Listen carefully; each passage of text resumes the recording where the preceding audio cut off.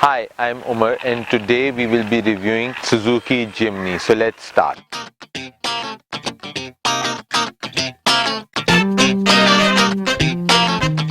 Suzuki introduced their small-sized SUV in the year 1970. The first generation stayed in production till 1983. From 1983 till 1998, there was the second generation, which we commonly known as Suzuki Portohar. After 1998, this one was introduced. This is still in production. The rumor is in 2018, which is this year, Suzuki is coming up with the fourth generation of their small SUV. This particular SUV is a very capable SUV, and I will show you why I'm saying it's an extremely capable SUV. This comes in a 660cc engine, which is what we are reviewing today. The other engine options are 1300 and 1500cc engines. There are two body types. This is a Jimny SIerra, which is a normal body type, and then there is a Jimny Wide, which comes with wide over fenders.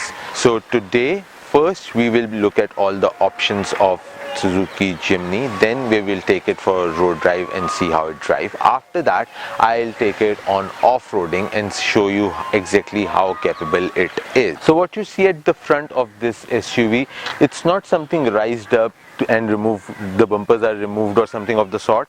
This is actually something that is there for a reason. Since this car is an X Adventure variant, now X Adventure is the variant that is tuned for off-roading. This is that particular variant, and this variant has a modified suspension to go off-roading, because of which the bumpers are removed in order to give the car better clearance from the front. This is the key for Suzuki Jimny. It's a pretty basic key, which is a little broken as well. There is a lock unlock button and a Suzuki logo. Nothing fancy about it. I love it. Alright, so sitting at over here, let me just first take it out because there is this noise. This is a headlight adjuster and you have retractable door mirrors. Now this is a manual car. In all the Japanese cars there is a trick to start the car. So if I just put in the key and try to start it, it won't start. So what I need to do is I need to press the clutch and then the car will start. The steering wheel is a leather stitched steering wheel, and in the middle you have your airbag. The seats are also leather seats. Speedometer is extremely common. There is the fuel gauge in the middle next to the temperature gauge. You have your RPM meter and the speedometer on both sides with a digital trip meter. Coming to the center console, you have your AC vents and the hazards button. Over here you have two trays. One of them is a tray to put something in and the other one is a cup holder. Below that you have your air conditioning controls. These are the buttons for your four-wheel drive engage and disengage features, and this particular button is for your heated seats. Yes, this small car comes with leather seats and those seats are heated seats. A little fancy, but I'm sure the region of Japan that this car came from, there must have been a requirement of this sort. The button next to that is your rear defogger button. This defogger that they have over here, the mirrors are also connected with the defogger, so there won't be any fog even on the door mirrors.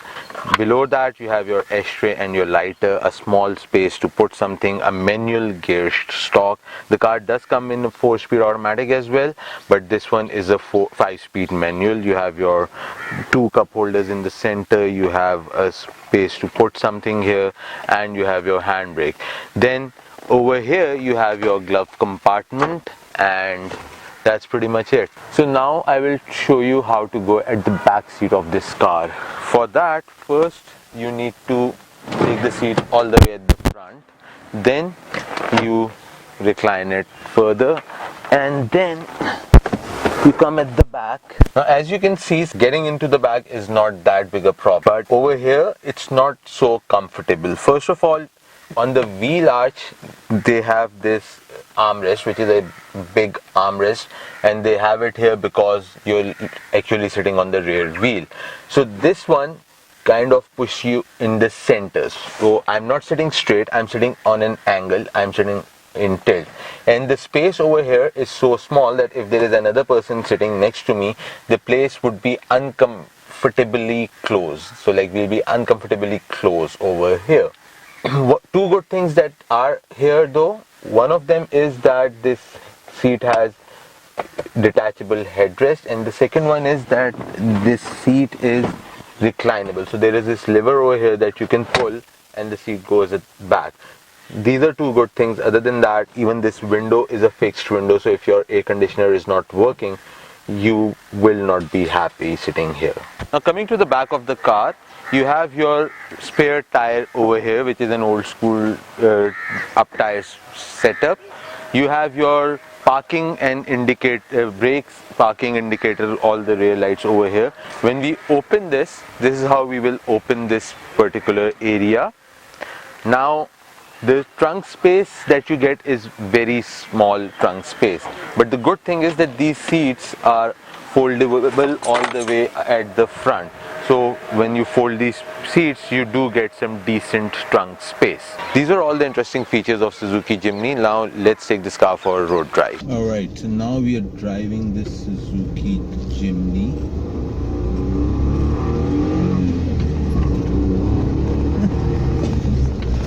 It's fun how small and compact this is, and yet there is decent power, so you can just shove it around and do whatever you feel like doing with it, kind of thing. Like, it's extremely small in your hand, so you have like this whole thing in your hand. The driving position, I would say it's not extremely spacious in the driving seat, so the driver is extremely compact. Maybe even if you're driving a WagonR, you are more in a more open space compared to this car, because it is extremely packed like that. But then that is the best feature of this particular car. The visibility, I would say it's extremely nice, because this is a car that was designed in 1998 and it has been like, it was offered to public in 1998. So at that time the safety regulations were a little easier, so you did not need to have those pillars in airbags, pillars and whatnot like that. So the A pillars are smaller, the B pillars are smaller.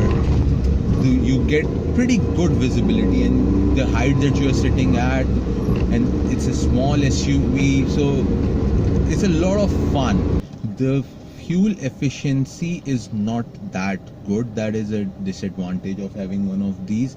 The fuel efficiency on these, because this is a 660cc engine and it's a turbo engine, so the automatic variant does not do over 5 or 6, and this particular one, which is a manual one, this does at max, it will do 7 or 8, something of that sort.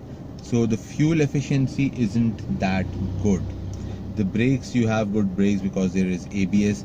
The steering is fixed where it is.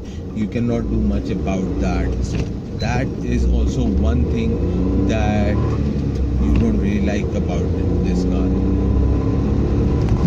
The engine makes a lot of noise, but then you do get some fun power as well.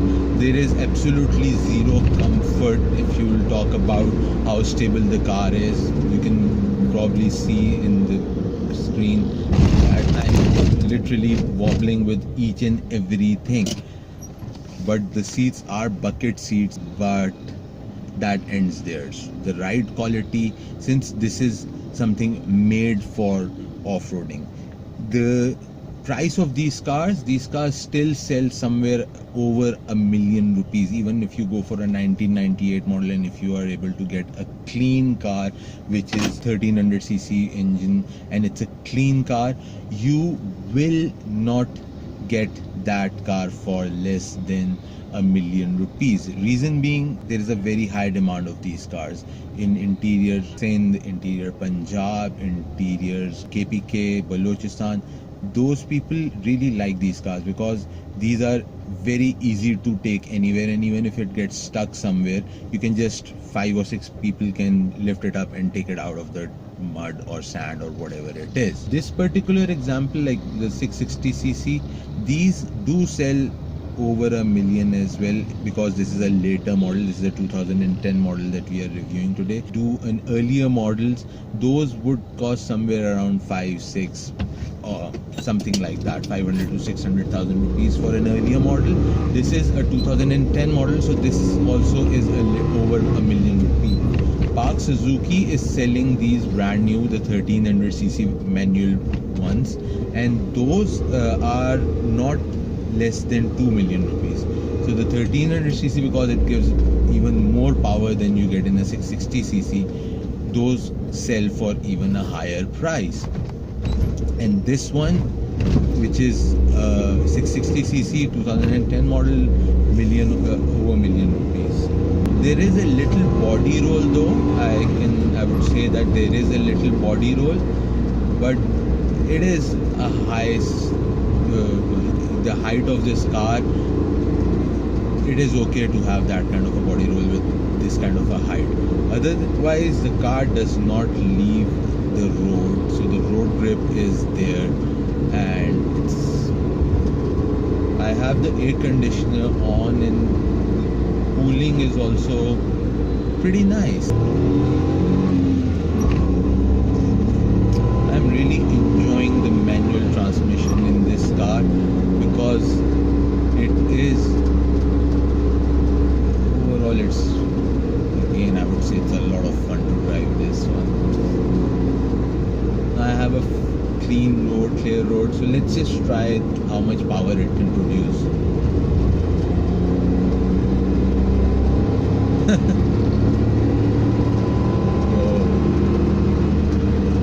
Yeah, it does drive like a SUV at the end of the day, and the size on higher speeds, you do feel the constant jump. In my excitement of taking the car off-road, I forgot to turn on the camera, so you have a voiceover. To summarize the things, car performed really well when it was taken off-roading, and for the rest of it, you can enjoy with the footage.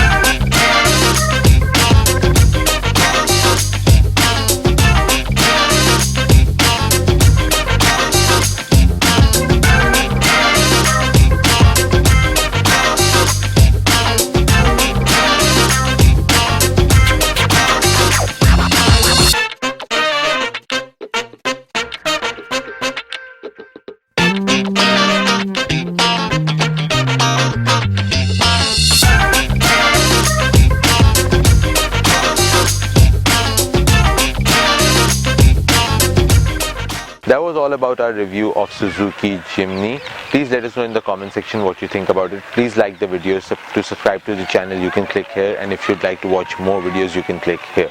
Till next time, bye.